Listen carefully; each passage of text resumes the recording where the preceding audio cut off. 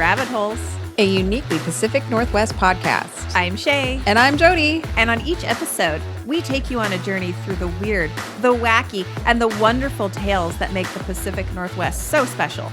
So grab your North Face jacket, strap on your Tevas, pour yourself a cup of Northwest roasted coffee, and let's fall down the rabbit hole. Hey, Shay, close your eyes. Okay, they're closed. It's 1955, Anchorage, Alaska. You are looking at the largest landowner of all of Alaska. Describe to me what this person looks like. Probably a big, beefy, bearded man. No, you are incorrect. What? The largest landowner in the 1950s Alaska was Zula Swanson. She was an African-American woman with a past most would have predicted to result in a life of poverty and despair, and we wouldn't even be talking about her today. But not Zula Swanson. So in honor of Black History Month and Women's History Month, let's dive down this rabbit hole on a really driven woman who didn't know she was supposed to fail.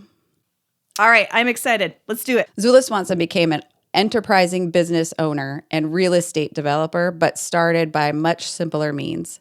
Swanson was born in Jackson Gap, Alabama in 1981, where her and her family lived on a cotton plantation. Unfortunately, little was known about her childhood except for that she was eager to leave it behind. The living conditions were very harsh under Jim Crow laws, and the lack of opportunities for African Americans were real. So she moved to Portland, Oregon in 1918 at the age of 27, where she worked as a dressmaker.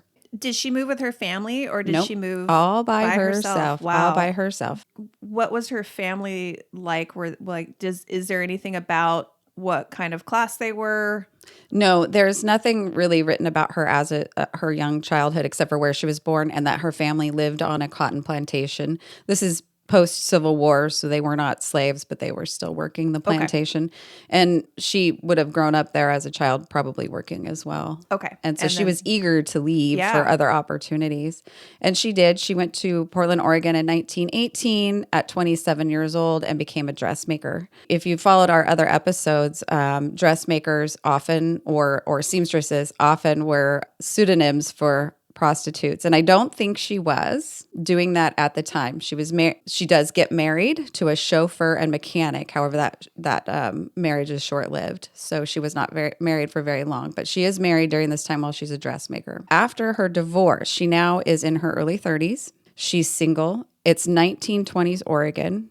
They're barely coming out of the Wild West phase. The first rail line was completed in Oregon in 1869. So up until 1869, it was wagons, horses, and feet that got you to Oregon. Now, Zula does arrive by train, but it's still a pretty Wild West situation in Portland at that time. So it was rough, and she's there by herself. And now she's in her 30s and single again. So what does she do? She found herself completely financially distraught, so she starts prostituting. And she becomes a prostitute in Oregon and Washington during the 1920s. But she's smart about it. And she has saved every single penny. She's forward thinking. She knows someday that she doesn't want to do this forever, obviously, sure. and you really can't. That's a time-limited profession. So by the end of the decade, she narrowly escapes a drunk driving charge that involved the death of a woman, while at the same time her associate is jailed for bootlegging. Full disclosure on this, I have not been able to find any reports of her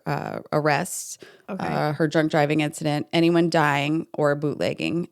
The newspapers, there's nothing in any of our old newspapers. There's nothing in any public records as far as arrests or anything. But this is widely reported in any reporting of Zula Swanson anywhere. Okay. This is what's reported of her. So we're going with unverified by newspaper accounts, but it's the tale that's told, and we'll get to that as well because that's pretty much the story of Zula's. The tale that's told. So so that's what's widely reported for her. And so what she does in that instance is she flees Oregon, where she was arrested at that time, and she heads to Anchorage, Alaska. It's 1929, Anchorage, Alaska, and she wants to start anew. Was there railway linking Oregon and Alaska, or would this have been, do you have any idea of how she got there? I am not sure how she traveled there. Okay. That's coming up in the explanation of Alaska right now, what she was arriving to. Okay. It's 1929, and here she is single again. She's African-American. She's almost 40 at this time, and she's headed to Anchorage, Alaska, where the population is 2,736, and 80% of that is men. Oh, boy. Yeah. There's no airlines bringing them in. There is now currently in 1926, the first airline shows up, but they are transporting goods, not people, not passengers. So they're still not arriving by plane. There are cars at this time. The first car arrives to Anchorage, Alaska in 1915, and most people, 60% of families in the lower 48 during this time do have cars. But Anchorage is a little different. So not everybody has cars. They're rare.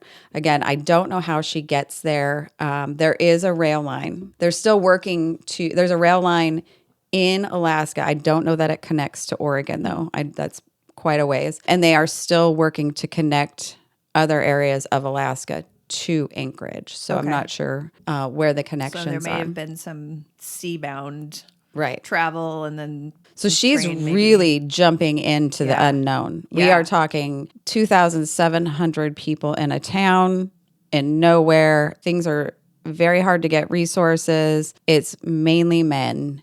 And so this brave woman to start anew is on her own and headed to Anchorage, Alaska. She's African-American, single, in her 40s in 1929. Well, and I'm wondering, too, if the fact that it is so many men and she's in the sex trade, if that's part of the reason why Alaska, right? It's a little bit of the... and it may be. It may be that she knows that she's got a good source of money flow and because of that, because they're mainly men. It could be that she's going where laws don't really matter. Yeah. It could be that she is just a brilliant businesswoman, and we'll get to that right after our break. Let's take a break right here. While we take this little break, I want to talk about a couple of things real quick. First off, I have a couple of corrections to make about my own podcast. First off, it is not spelled Point Oriole Ponderay. It's spelled Pend Oriole. And as I was editing and listening back, I realized, once again, Shay, you're being a big hot dummy. It's not Point Oriole, it's Pend Oriole. But it still does not translate to Ponderay. So I still wasn't that wrong. And also, when I suggested that you should listen to the podcast Women's Herstory, I was also completely wrong, because it's not Women's Herstory. That great podcast is actually called World Herstory. Kind of totally different. So that's Correction Corner. And on the subject of podcasts, I want to share with you guys a podcast that I just discovered last week, and I can't stop listening to it. It's called Ireland Crimes and Mysteries, and it is a true crime podcast about murders and unexplained disappearances from Irish history. Do they have really great accents? Her accent is amazing. Oh, I love it. I'm definitely listening. And it's not gory in any way. She really does try to focus on the victims more. And she's just a great storyteller. There's a lot of Irish lore in some of these, which plays into one of the ones I recently listened to that was about a husband who murdered his wife because he thought that she had been taken by a fairy and replaced with a changeling. Oh, a changeling. It was so good. It was so good. So definitely listen to Ireland Crimes and Mysteries. It's on my list now. Yeah, you can get it anywhere you listen to things. Awesome. All right, back to it. So we're back from the break, and we are now with Zula, and she has just entered Anchorage, Alaska, 1929. And what she finds there is a small frontier town populated mostly by white working class men, and they're working as fishermen, loggers, laborers, and miners. Swanson saw a lucrative business opportunity in prostitution and gambling. Obviously, with the 80% male population, she was like, ding, ding, ding, ka-ching. A lot of horny lumberjacks. Yes. They're out working hard all day, and okay, now that's a side topic. They must smell. Well, I do think that back in the day, a lot of brothels, part of the services was that they could have a bath. Oh, that would be great. Because a lot of for them, boarding not for the houses guys. did not have bathrooms, right? You had maybe a sink in your room, maybe, and then there would be like a community bathroom, but maybe not any bathing facilities. So I do know that a lot of brothels, they would offer a bath, as you could have a bath for 5 cents or whatever back in the day, right? And so I think that was probably an important service so that I feel like it should be required. Right. So the sex workers there didn't have to deal with somebody who maybe hadn't bathed all week and he had been out in the woods doing hard labor. Exactly. Yeah. That's exactly the swampy, smelly feeling I was thinking about this. You're like, my head's going nowhere below the neck, buddy. Yeah, right. In fact, it's not coming anywhere within 20 feet of you. Doggy style only. Yes. Right. Oh my God. Okay, so she now has come up with a great business plan, and she's purchased a burned out building on a downtown corner for $2,000 and built the Polar Hotel. It's a brothel disguised as a boarding house. She's also opened the Rendezvous Hotel, which includes a lounge served as a networking space for African Americans, as the city at the time was still segregated. So this became a meeting point for African Americans. And the bar often was also the first stop for new arrivals looking for employment and housing. The Rendezvous Hotel also featured a secret casino for gambling. Ooh. So, and I'm not sure. I'm picturing in my head, obviously, a card game, not so much no. They didn't have video slot machines. No slot machines, I'm guessing. So she was also into the gambling a little bit. So she was into the making money the seedy way. You go, Zula. Get it, girl. You go get it, girl. It's out there. Go take it because... And it works out for her. So Swanson, she prospered in part by forming a partnership with local white civic leaders. So she was super smart in her planning and thinking ahead. She obviously did a great job communicating with people of all types, all members of society, to be able to offer services to the lumberjack and also communicate professionally with her civic leaders who were white. She managed to be well-rounded, it looks like. Well, and I wonder how many of those civic leaders were also her customers. Okay, so here we are. Oh, yay. In 1930, she began a decades-long affair with a prominent but unnamed white businessman who had clout and influence reportedly helped her avoid brushes with law enforcement. So she had a pocket guy.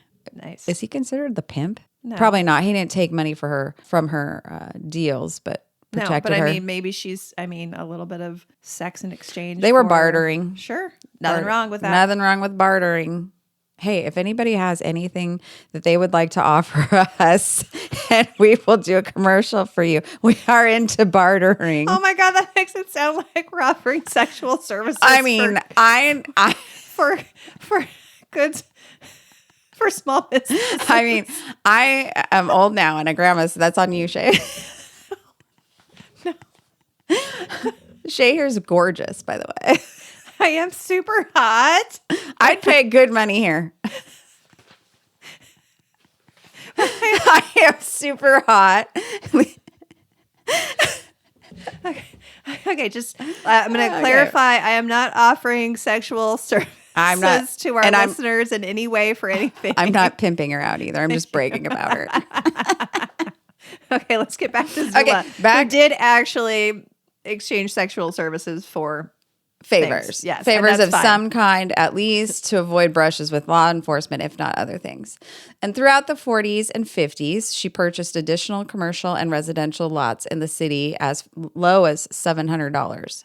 Due to her business acumen and resourcefulness, by the 1960s, she was one of the largest landowners in the state. Wow. Yep. She just went about collecting things. She really just was not just scrapping for money in the moment. She really was looking for the long haul, how to make the most of it. It's just, that's incredible. Right. At this time, she's a woman.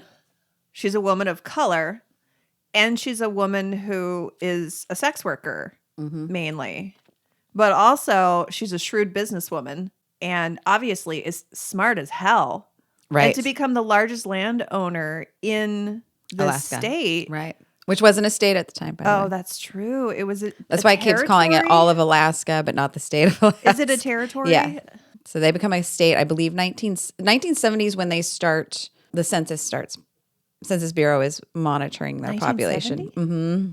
Is when the Census Bureau. So I had to go back to get their population statistics, and it was not with the U.S. Census Bureau. Oh my gosh. See, because we were not monitoring at that time. When she was in 1929, 1950s, they do not start monitoring till 1970. Okay, that's crazy. I didn't realize that it was that recent. I know. I mean, I thought that about as recent as I am almost. I know. I mean, if it happened before I was born, did it matter? Right. Well, it's just ancient history then, for sure. Are you calling me old? Well, I mean, I'm older than you, and I agree with this assessment. Okay. All right. Back to Zula, largest landowner in the territory of Alaska. And then, so she sold one of her downtown lots and for reportedly as much as $250,000 in 1969. No. 1962. And that's insane money back then. By today's standards, it's $2.1 million. Shit. So she sold that lot. Get it, girl, get it. And it became JCPenney's, which is currently JCPenney's in Anchorage, Alaska to this day. Hold on. There's still a JCPenney's. Right? There are some. There's some. You know, that there's one at South Center Mall. That's only literally where old men get their underwear. Hey, that's where all my school clothes. That's my mom's favorite store to take us. Yes, back in the 1980s. Yes. But today, yep, it's only where my dad gets his underwear. Sorry, Dad. I just outed you. You know, Target's better for that. Their Amazon's better for that. Right, Dad. that's true. Of course, then you're promoting an evil capitalist company, but that's okay. Let's keep going. Let's not promote them, but I will be shopping from them. Probably I shopped there today. I'll probably shop there later today. It saves me from leaving my house. I know. Which, I as hate we see, I can't do because I go to Costco and I have a panic attack. Anyways, I have a panic attack at the cash register when I'm like, dang it, do I need all this stuff? How did I get to $176? Okay, what am I not going to get? Like avocados and cheese. $176. I leave there with $600. I'm like, I don't need this. Oh, I've never. What? Well, I mean, if I'm buying a huge thing, like, we bought our hot tub there, and that was like $8,000. But go in the kitchen section, and it's over.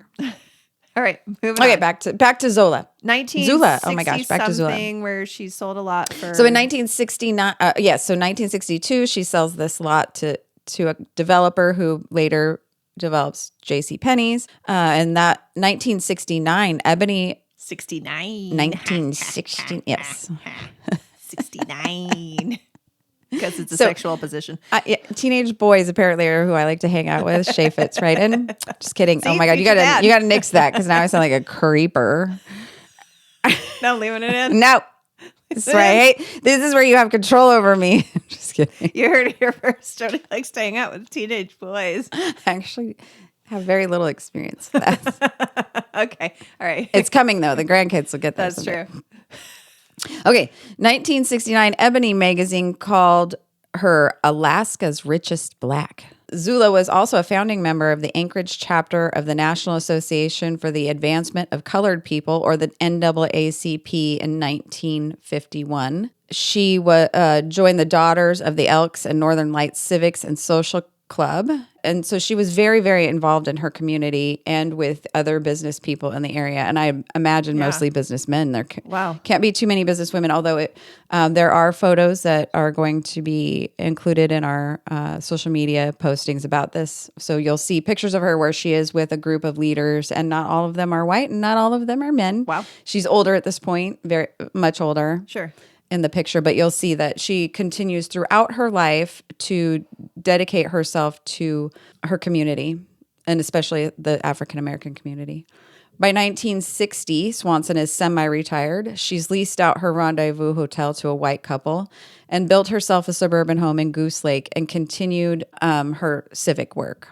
Zula Swanson died in Anchorage, Alaska on January of 1973 at the age of 82. Wow. She really left her mark in Anchorage for women, for African Americans, and for those that work in the red light district. We have covered Zula Swanson's life from birth to death. Let's talk about where she lives in our history in present day. Zula Swanson's presence in history is unfortunately very little. I was able to find quite a few websites that touch on her, but they are all pretty much the same. Social media posts are just blurbs from those reports. There's no newspaper articles of her, none even in that time era. There is one in 2020 where they discuss Zula again, but they really touch on the same what we know about her from what I've just told you and what all the other websites cover. So there's not a lot there. There is a court case I was able to find from 1955, Zula Swanson versus USA. And basically she posted bail for somebody who was arrested for narcotics, and he didn't show up for his court appearances. So the US government had her on the hook for it. It was a really long legal document, so I did not really read the entire thing, but the gist of it, what I got was she did post bail for somebody who was arrested for a narcotics charge. She caught wind that he was not going to show up for his court case, so she went in and revoked his bail. Oh, so she was able to prove that during her court case, and then the charges against her were dropped since she was able to prove that she was not on the hook any longer for this fella. Sure. So obviously she kept good friends too, huh? Yeah. Despite not having a large written record of Zula, she is often mentioned in African American and red light district history. She is a pioneer in many, many ways. She was African American, she was female, and she was doing the seedy work of sex, gambling, and bootlegging in the middle of nowhere. That's just a true pioneer. She's mentioned in a few books. Again, just little quick blurbs where they mention her name, a little bit of background like we've given you today, but nothing concrete, nothing in the way of records. A couple books you can find information about her in is Blacks on a Background of White by Everett Overstreet, Walking on Water, Black American Lives at the Turn of the 21st Century by Randall Keenan, and Good Time Girls of the Alaska Yukon Gold Rush by Lael Morgan, where she's featured for her business acumen and in that environment. I kind of want to read that book. No, I was going to say we should get it on. We need to put it on the business account. Yeah, I was going to say that book does have several people that I think we would be interested in reading about. And then also he has several different versions. So this is the Yukon Gold Rush, but he has Good Time Girls of all. Yes, I'm into it. Yes. So, covering, what an important component that was so looked down upon. But really, it kept these towns running. Well, something that's really interesting too is, we talked about Lou Graham a couple weeks ago and how she helped people. She wasn't just a sex worker or a madam. She helped her community, and she helped these women have a little bit better of a life, and she contributed to the community. She brought in children that were needy, and it sounds like Zula had a lot of the same attributes. She did. Beyond being a great businesswoman. It's almost this Peter Pan. I was thinking about this while you were doing the Lou Graham, and I'd known about Zula, and I was thinking it's almost the Peter Pan. She's in the sex field. She's in the seedy world. She's doing illegal things, but she is really keeping the town alive. She's supporting a lot of people who couldn't really support themselves. She's in the community making a better city for Anchorage. Sure. She's building a better place for women to be. She's building a better place for African Americans to be. She's building a safer place to be a sex worker. Mm-hmm. She's taking that money and she's putting it back to the good. You think more Robin Hood? More Robin Hood. That's Peter what Pan. I meant. Yes. I good God. I was not connecting Peter Pan. I was like, wait, what? Yeah. The guy in the green suit. Yeah, the guy in the green tights. Wasn't it Carrie Elwes and Men in Tights? We're men in tights. Okay. Sorry, I can't believe I mixed up my fairy tales. Okay.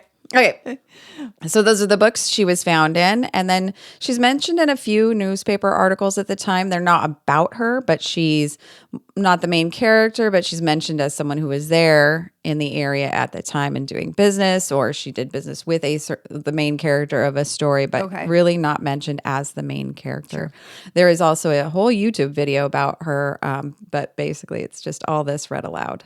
So. Okay. Between all the sites. Now, I am sharing multiple resources that I went to, but again, I was just pulling little bits from each of them. They're all very much the same. I was not the only person who noted the lack of information, actual factual information that you can find on Zula. There was a student, Emily Hall, at the University of Anchorage, who wrote her thesis on Zula. I was able to find her initial work And the whole thesis is about the fact that there is very little information on Zula. She's essentially disappeared from history, but I was able to learn one extra bit of information from her brief thesis proposal. I haven't even seen the official thesis. I don't think it's done yet because the proposal was May of 2023. Oh. These things they take years. Yes, years. Yeah. So it's probably not finished. But one thing to note from there that I did find there that I did not find anywhere else is that Zula's house that she had built in Goose Lake burned to the ground in 1977. Oh. So 4 years after she died, it burnt to the ground. And that's where all of her real records were kept. Oh, so no. Anything that she held as records have all been destroyed by a fire, and there doesn't seem to be much else out there for records.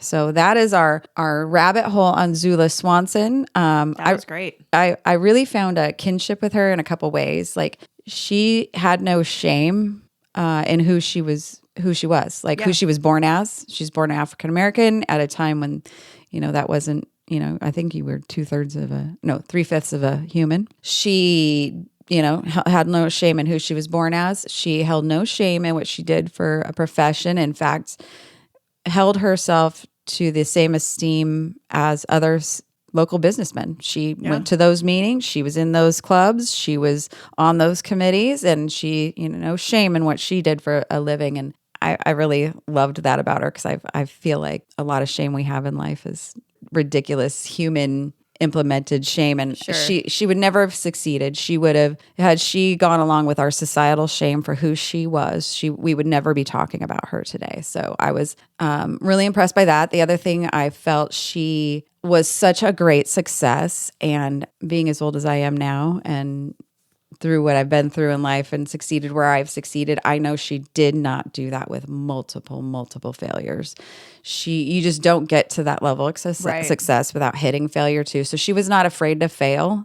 And I love that about her. I think I've learned to do that. I've failed at multiple things, and I'm sure she's lost her shirt on at least one, if not several, business property deals. Sure. I'm sure, she had her relationship with her businessman that kept her protected and got her into areas of society that she may have not been able to. That took negotiation, that took communication, and she did that very well. I'm sure it didn't come with, there was probably errors there. Sure. And I'm sure, she just kept persevering. At that time in Alaska was probably still a little bit lawless in some ways. Mm-hmm. And being a woman of color, I wouldn't be surprised if she had been assaulted more than once. Right. And that's what I was thinking. Still managed to rise above that and didn't let herself be a victim. She kept persevering. 100%. She kept surviving. Now, that's just me speculating. Of course, we don't have any actual verification of that. Right. Nothing about that. It really is sad, because there's these great people in history, these women in history, that their stories are lost to time because at the time they weren't deemed important enough to have a history. Whereas we know everything about all the bearded white men that founded Seattle. Right. And why, and what they were going through at the time, and why they made certain decisions. That's why we have Yesler and blah, blah, blah, and all these other streets. But there's these people that are so much more Seattle interesting to me. In general. Right. It's just so much more interesting to me, these people that they started from very much meager. Yeah. And somebody who wasn't supposed to be able to succeed in society because they were looked down upon as less than a full human, whether it's being a person of color or being a woman, and they managed to rise to such success. It's just a shame that we don't have more of their story. Her path at birth should have been where she lived on a plantation, grew up on the plantation, probably stayed on a plantation working as, help on another one as an adult, maybe marrying someone, having a couple kids, continuing that life. Right. And that's not what she decided to do. And she just decided, that's not who I am, not what I want to do, and I'm not going to follow these rules. And that was societal rules right then. And she said, I'm not going to do it. At that time to move across the country. Right. She goes from Alabama to Oregon, which is already like, whoa. Yeah, And then you just show up. Like, how do you figure out like where you're going to live? I'm sure there's probably newspaper articles that you can, or places you can mail to, but that's your kind of limited, right? And that's what we're missing in this story is what spurred her to go to Oregon. What did she have to do to get there? What did she have to do to plan? What were the struggles on the way there? Who did she meet when she got there?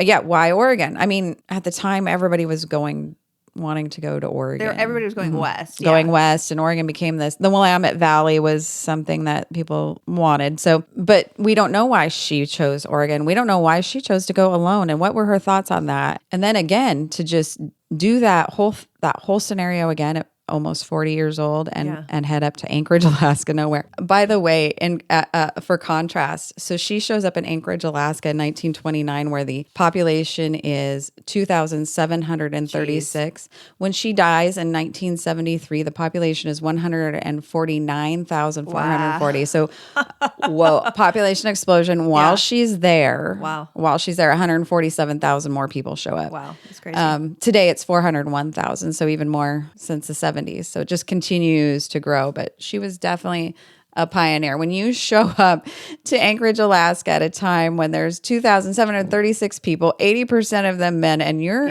a female, African-American, single sex trade worker, you're a pioneer of all pioneers.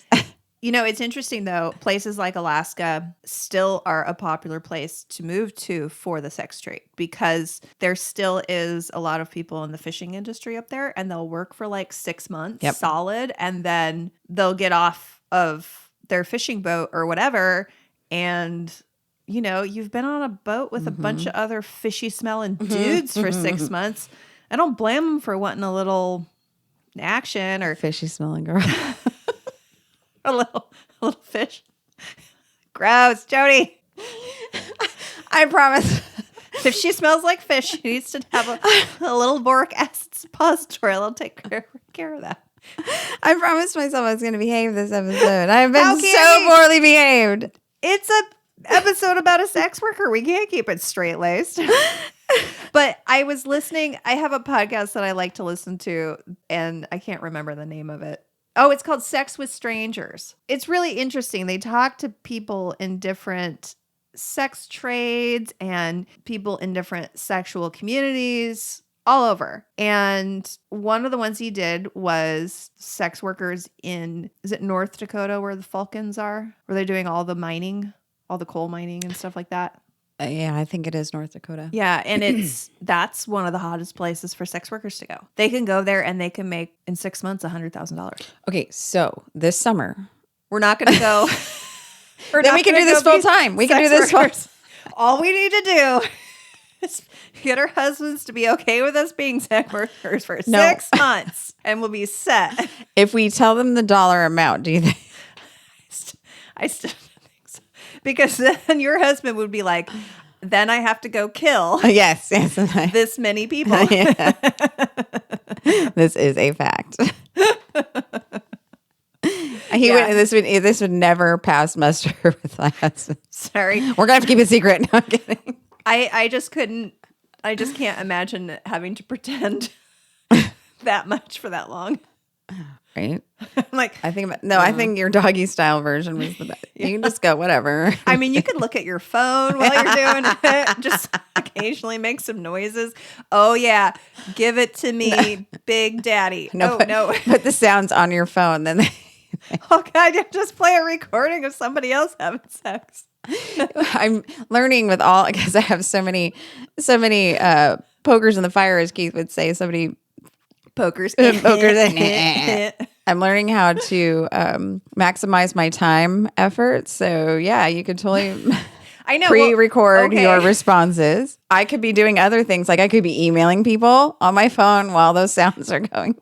Doing business on your phone while he's doing business. He's doing his business. I'm doing my business. Works for everybody. Oh my God, here we go. We can't do one episode. Started out real great. I'm so professional. All right, we should probably end this charade. Zula, sorry to disrespect you. We're not disrespecting Zula. We have just talked for 15 minutes about how much we appreciate and respect her. And then, and make sure you see her pictures on the podcast, Instagram, Rainy Day Rabbit Holes Pod. Well, she is such a beautiful. Our website, and you can find where to go to see everything and listen. Her pictures. She's just a beautiful woman. It's we're talking the 1920s. She's got these perfect white teeth. I know she did not have an orthodontist. I'm wondering if they were dentures. She's kind of young in this pictures, and they don't matter. Look like dentures. Depending on your dental care, you could need dentures by your 30s. And then she had everything was like her eyebrows were perfectly done. Ooh. Like probably 90s thin. 90s thin. I mean, what? Yeah. Somebody was maintaining her face. It was beautiful. Nice. Anyway, I just thought that was interesting because we have to work so hard at. There are multiple salons up and down the roads where we go to look like that. She did it without those. That's all I thought. That's why I thought it was just, wow, look at her. Well, that was a great story. Thank you, Jody. Yes, you're welcome. Well, guys, thank you so much. And make sure to go and hit the auto download option wherever you listen to this podcast. And that means that this podcast will just magically appear when you wake up Wednesday morning. That's all you need to do. Auto download. It's perfect. Then you're just like, oh, I get to check in with Shay and Jody on my commute. Yay! Yeah, it's how I remember it's actually Wednesday.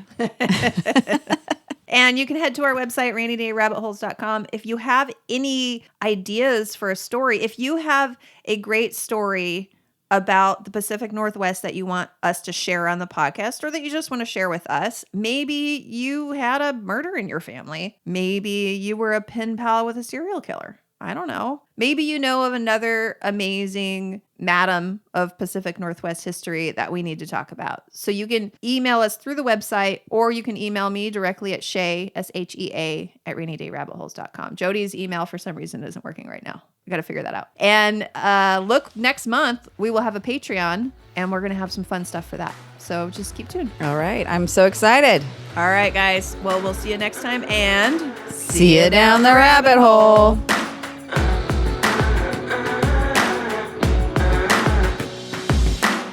The name of our biography, pulling it out of our ass, the Rainy Day Rabbit Holes story.